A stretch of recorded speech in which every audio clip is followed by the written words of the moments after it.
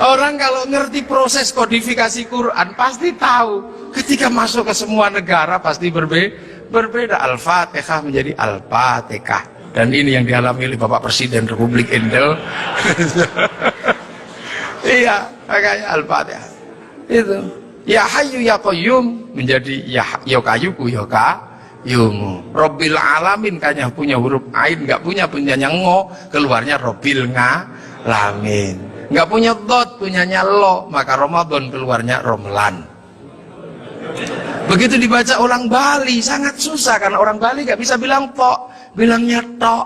Maka sirotol menjadi sirotol ladzina an'amta alaihim. Islam berkembang ke semua negara dan berbeda. Ketika dibaca oleh orang Bugis alaihim, keluarnya alaihing.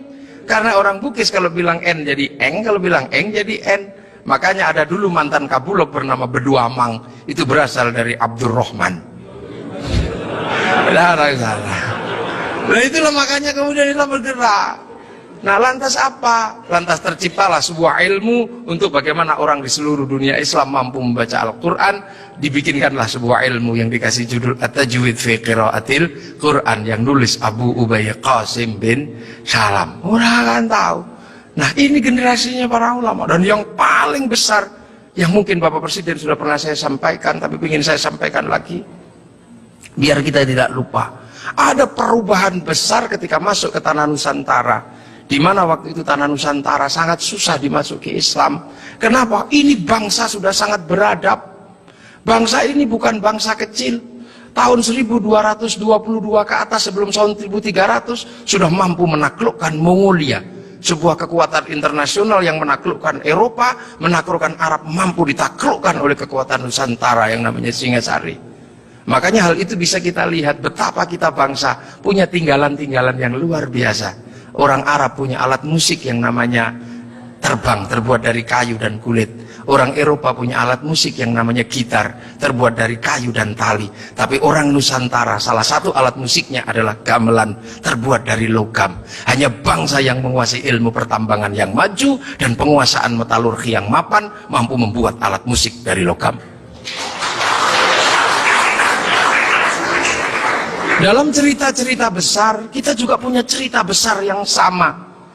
Orang Eropa punya cerita tentang Cinderella, kita punya cerita bawang putih, bawang merah. Orang Eropa punya Samson, orang Arab punya Sam'on, kita punya Bandung Bondowoso, kita punya Sangkuriang, kita punya si pahit lidah. Orang Sanya punya cerita Romeo Juliet, orang Arab punya cerita yang namanya Laila Majnun, kita punya cerita Andi-Andi Lumut, kita punya cerita, banyak sekali cerita cinta di Indonesia. Sana punya cerita namanya Kura-Kura Ninja, kita punya cerita Kancil Nyuriti. Sama saja, apa bedanya? Bahasa-bahasa kita juga bahasa-bahasa yang tidak bisa direndahkan. Orang Inggris bilang rice, orang Arab bilang rus, orang kita bilangnya macam-macam. Kalau masih di sawah namanya padi, kalau sudah dipanen namanya gabah, kalau sudah digiling namanya beras, kalau patah-patah namanya menir. Kalau dibungkus namanya lontong pakai daun. Kalau dibungkus pakai namanya ketupat pakai janur. Kalau tidak dibungkus namanya nasi. Dicuri satu namanya sebutir nasi. Kalau diuplek-uplek namanya bubur. Pantatnya kosong namanya kerak atau intip. Sana cuma rice sama rus. Ini yang kita tidak boleh malu menjadi bangsa Indonesia. Semua yang kita miliki sama. Ini menandakan bahwa kita pernah menjadi sebuah bangsa yang besar, berkasta-kasta, berbeda-beda. Maka kemudian Islam mulai memperkenalkan konsep besar sehingga kita punya bangsa dan negara. Konsep besar apa? Diperkenalkanlah bagaimana hidup bersama, saling menjaga. Diperkenalkan konsep besar namanya musyarakah, yang akhirnya dikenal dengan bahasa masyarakat. Kalau sudah jadi musyarakah, semua harus saling mengerti dan saling bertanggung jawab. Maka diajarkanlah menggunakan kalimat Rasulullah, kullukum ra'in wa kullukum mas'ulun an ra'iyati. Raja dan hamba dihilangkan, diganti dengan ra'iyah yang diserap ke bahasa Indonesia menjadi rakyat. Dan satu-satunya bangsa Islam di dunia yang mampu mengadaptasi kalimat ra'iyah menjadi rakyat hanya ulama-ulama Indonesia. Hanya ulama Indonesia. Nah kenapa? Karena kita ini pilihannya berbeda. pilihan bangsa yang disebut waja'alnakum syu'uban wa qabaila. Disinilah tempatnya. Arab tidak ditemukan bangsa yang berbeda, mereka satu bangsa. Eropa satu bangsa, Arab satu bangsa dipikul puluhan negara, Eropa satu bangsa dipikul puluhan negara. Tapi disinilah ada satu-satunya tempat puluhan bangsa bisa dipikul oleh satu negara, Kesatuan Republik Indonesia. Makanya harus disatukan. Tidak ada lagi raja hamba, yang adalah ra'iyah. Kalau sudah ra'iyah, tidak boleh lagi menyebut kafir.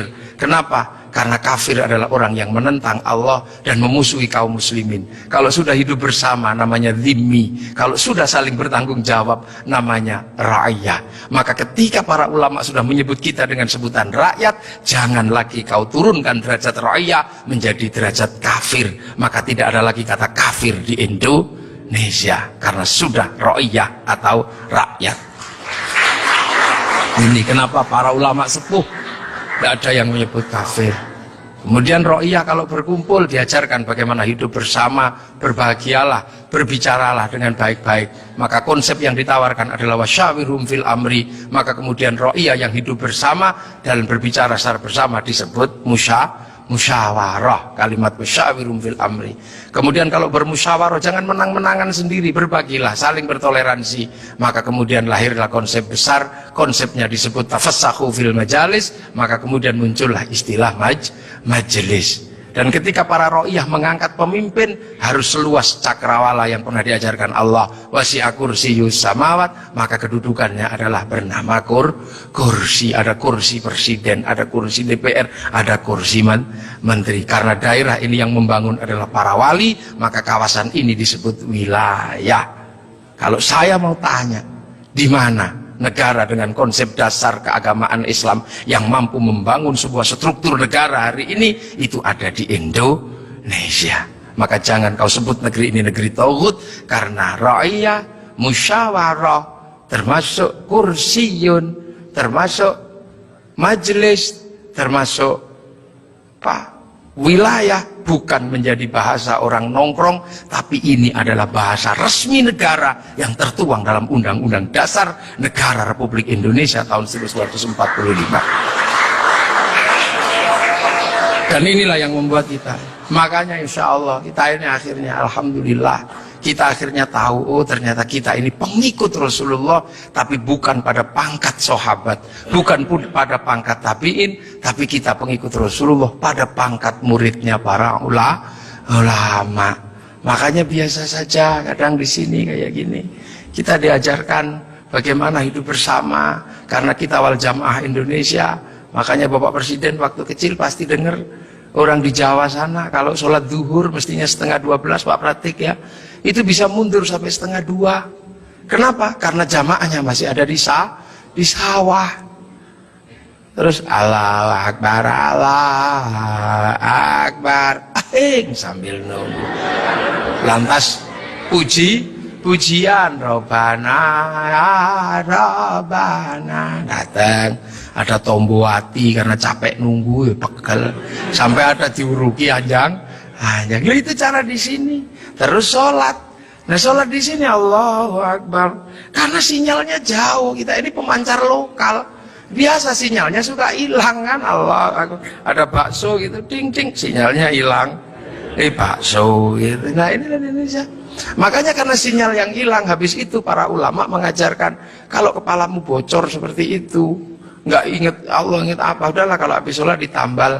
Maka habis sholat ada zikir la ilallah, la ilallah. Nah sekarang ada yang protes, kenapa berzikir pakai gini-gini? Bukankah sahabat kalau zikir terdiam? Sahabat murid Rasulullah, terlalu dekat dengan Rasulullah, batinnya wusul kepada Allah sampai ke sana. Kalau wal jamaahnya ulama disuruh diam begini, tidur.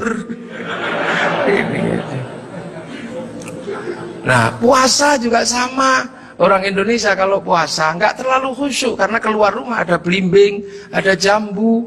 Kalau di Arab keluar rumah ketemunya padang pasir, lebih khusyuk. Maka di sini lebih sering disuruh tidur gitu. Dalilnya apa? Naumu shaimin ibadah. Nah kalau malam pakai doktek.